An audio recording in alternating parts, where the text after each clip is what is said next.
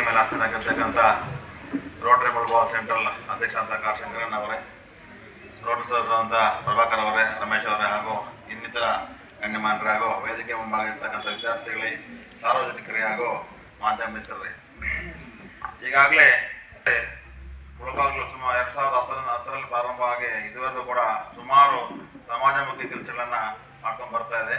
ಅದರಲ್ಲಿ ಮುಖ್ಯವಾದದ್ದು ಅಂತ ಹೇಳಿದ್ರೆ ಆರೋಗ್ಯ ಶಿಬಿರಗಳು ಆಯಾ ಗಡಿ ಭಾಗಗಳಲ್ಲಿ ಆಯೋಜನೆ ಮಾಡಿ ಅಲ್ಲಿ ಬರ್ತಕ್ಕಂಥ ಯಾರು ರೋಗಿಗಳಿರ್ತಾರೆ ಅಥವಾ ಯಾರಿಗೆ ನಿರ್ಧಾರ ಆಗುತ್ತೆ, ಆರೋಗ್ಯ ಸರಿಯಿಲ್ಲ ನಿರ್ಧಾರ ಆಗುತ್ತೆ, ಅವ್ರಿಗೆಲ್ಲ ಬೆಂಗಳೂರಲ್ಲಿ ಉನ್ನತ ರೀತಿಯಾದಂಥ ಒಂದು ಚಿಕಿತ್ಸೆ ಕೊಡಿಸೋದ್ರಲ್ಲಿ ಮುಂಚೂಣಿಯಲ್ಲಿದೆ ನಮ್ಮ ರೋಟರಿ ಕ್ಲಬ್. ಮತ್ತು ಅದಕ್ಕಾಗಿ ಸಹಕರಿಸಿದಂಥ ಎಲ್ಲ ಒಂದು ರೋಟರಿ ಸದಸ್ಯರು ಕೂಡ ನಾವು ಈ ಒಂದು ವೇದಿಕೆ ಮುಖಾಂತರ ಧನ್ಯವಾದ ತಿಳಿಸಬೇಕಾಗತ್ತೆ.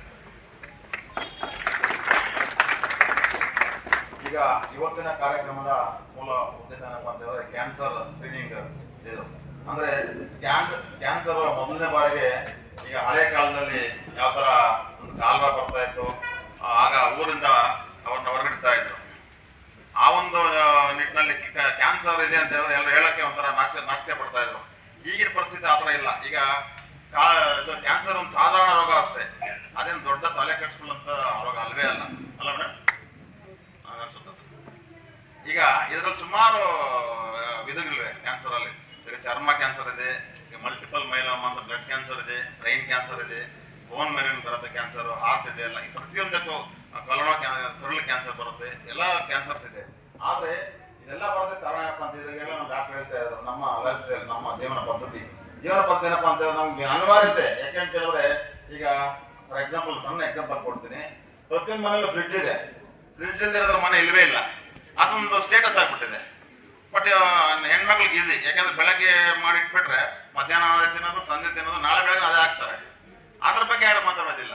ಮತ್ತೆ ಲೈಫ್ ಸ್ಟೈಲ್ ಚೇಂಜ್ ಆಗ್ತದೆ, ಅದ್ರ ಬಗ್ಗೆ ಎಲ್ಲ ಹೇಳ್ತಾರೆ. ಯಾಕೆಂದ್ರೆ ಈಗ ಸ್ಟೋವ್ ಇದೆ, ಮಿಕ್ಸಿಗೆ ಹಾಕ್ತಾರೆ, ಮಿಕ್ಸಿಗೆ ಚಟ್ನಿ ಹಾಕಿದ್ರೆ ಮಧ್ಯಾಹ್ನ ಕಳ್ಸೋಗುತ್ತೆ, ಅಥವಾ ಒಳ್ಳಲ್ಲಿ ನೀವು ಹಾಕಿ ನಾಳೆ ಹೋಗಿರುತ್ತೆ. ಅದ್ರ ಬಗ್ಗೆ ಯಾರು ಮಾತಾಡೋದಿಲ್ಲ.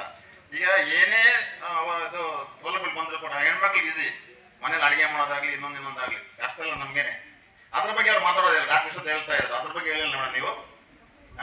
ಹಾಗಾಗಿ ಏನು ಅನಿವಾರ್ಯತೆ ಇದೆ ಅದು. ಯಾಕೆ ಅಂತ ಹೇಳಿದ್ರೆ ಅದು ಹೇಳ್ತಾ ಹೋದ್ರೆ ಇನ್ನೂ ಎಷ್ಟು ಹೇಳ್ಬೋದು. ಈಗ ಜೀವನ ಶೈಲಿ ಅಂದ್ರೆ ಈಗ ಫಾರ್ ಎಕ್ಸಾಂಪಲ್ ಹೇಳ್ತೀನಿ, ಈಗ ನಮ್ಗೆ ಮ್ಯಾನ್ ಪವರ್ ತುಂಬ ಕಷ್ಟ ಇದೆ ರೈತರ ಈ ಕಡೆ, ರೈತರ ವ್ಯವಸಾಯ ಮಾಡೋದಕ್ಕೆ. ಯಾಕೆ ಸರ್ಕಾರ ಎಲ್ಲ ಉಚಿತವಾಗಿ ಕೊಡುತ್ತೆ, ಕೆಲಸಕ್ಕೆ ಯಾರು ಬರೋದೇ ಇಲ್ಲ. ಈಗ ಕಳೆಗೆ ಮದ್ದು ಹೊಡಿಲೇಬೇಕು. ಕಳೆಗೆ ಮದ್ದು ಕ್ಯಾನ್ಸರ್ ಮದ್ದು ಎಲ್ಲರಿಗೂ ಗೊತ್ತು, ಅದು ತಯಾರು ಮಾಡೋರಿಗೂ ಗೊತ್ತು, ಸರ್ಕಾರಕ್ಕೂ ಗೊತ್ತು, ಪರ್ಮಿಷನ್ ಕೊಡೋ ಎಲ್ಲರಿಗೂ ಗೊತ್ತು. ಬಟ್ ಕಳೆಗೆ ಮದ್ದು ಕೊಡ್ತಿದ್ದಾರೆ, ಅನಿವಾರ್ಯತೆ ರೈತರು ಹೊಡಿಲೇಬೇಕು. ಹೊಡೆಯಲ್ಲ ಅಂದ್ರೆ ಕಳೆ ತೆಗೆಯಲ್ಲ, ಬೆಳೆ ಬರಲ್ಲ, ಜನ ಸಿಗಲ್ಲ, ಏನ್ ಮಾಡ್ಬೇಕು ಅವಾಗ? ಈ ತರ ಪ್ರತಿಯೊಂದಕ್ಕೂ ಒಂದಕ್ಕೊಂದು ಎಲ್ಲ ಲಿಂಕ್ ಇದ್ದೇ ಇರುತ್ತೆ. ಆದ್ರೆ ಮೂಲ ಉದ್ದೇಶ ಈಗ ಫಾರ್ ಎಕ್ಸಾಂಪಲ್ ಸಿಗರೇಟ್ ಪ್ಯಾಕೆಟ್ ಮೇಲೆ ಆರೋಗ್ಯಕ್ಕೆ ಹಾನಿಕರ ಅಂತ ಹಾಕ್ತಾರೆ, ತಯಾರು ಮಾಡ್ತಾರೆ. ತಯಾರು ಮಾಡೋದು ಬಿಟ್ಬಿಟ್ರೆ ಯಾರು ಕುಡಿಯಲ್ವಲ್ಲ. ಈಗ ಮದ್ಯಪಾನ ಆರೋಗ್ಯ ಹಾನಿಕರ. ಈಗ ಮೇನ್ ರೆವಿನ್ಯೂ ಬರೋದೇ ಮದ್ಯಪಾನದಲ್ಲಿ ಸರ್ಕಾರಕ್ಕೆ, ಅದ್ರ ಬಗ್ಗೆ ಯಾರು ಚಕಾರ ಎತ್ತೋದಿಲ್ಲ. ಅರ್ಥ ಆಯ್ತಾ? ಅದ್ರ ಮೇಲೆ ಹಾಕಿದೀವಿ, ಜವಾಬ್ದಾರಿ ಮುಗಿತಾ ಇಲ್ಲ. ಈಗ ಅಂತ ತಯಾರು ಮಾಡೋದೇ ಬಿಟ್ಬಿಟ್ರೆ ಅದು ಯಾರು ಕುಡಿಯಲ್ವಲ್ಲ. ಸರ್ಕಾರದ ಮೂಲ ಇನ್ಕಮ್ ಮೇನ್ ಇನ್ಕಮ್ ಸೋರ್ಸೇ ಬಂದದೆ, ಅದ್ರ ಬಗ್ಗೆ ಯಾರು ಮಾತಾಡೋದಿಲ್ಲ. ಈ ತರ ಹೇಳ್ತಾ ಸುಮಾರು ಎಕ್ಸಾಂಪಲ್ಸ್ ಕೊಡ್ಬೋದು. ಅದೆಲ್ಲ ಇಲ್ಲ, ಅದೇನೇ ಇದ್ರು ಕೂಡ ನಾವು ಸಮಯಕ್ಕೆ ಸರಿಯಾಗಿ ನಾವೇನು ನಮ್ಮ ಇತಿಮಿತಿಗಳಲ್ಲಿ ನಾವೇನು ಮಾಡಿ, ಫಾರ್ ಎಕ್ಸಾಂಪಲ್ ಎಷ್ಟು ಊಟ ಮಾಡಬೇಕು, ಎಷ್ಟು ನೀರು ಕುಡಿಬೇಕು, ಯಾವ ತರ ನಾವು ಇದು ಮಾಡಿ ಅದನ್ನ ತಿಳ್ಕೊಂಡು ಅದ್ರ ಪ್ರಕಾರ ಹೋದ್ರೆ ನಾವು ಇನ್ನೊಬ್ರ ಹತ್ರ ನಾವೇನೋ ಅವಶ್ಯಕತೆ ಇರೋದು ಅಂತ ಹೇಳ್ತೀನಿ. ಏನೇ ಇರಲಿ, ರೋಟರಿ ಸಂಸ್ಥೆ ಈ ಒಂದು ಆರೋಗ್ಯ ವಿಚಾರಗಳಲ್ಲಿ ಸುಮಾರು ಹಲವಾರು ಕಾರ್ಯಕ್ರಮ ಮಾಡ್ಕೊಂಡು ಬರ್ತಾ ಇದೆ. ಕೆಲಸದಲ್ಲೂ ಕೂಡ ನಾವು ಸುಮಾರು ಸ್ಕೂಲ್ಗಳಲ್ಲೇ ವ್ಯಾಕ್ಸಿನೇಷನ್ ಮಾಡ್ತಾ ಬಂದಿದ್ದೀವಿ. ಮೊದಲನೇ ಹಂತದ ವ್ಯಾಕ್ಸಿನೇಷನ್ ಮುಗಿಸಿದ್ದೀವಿ.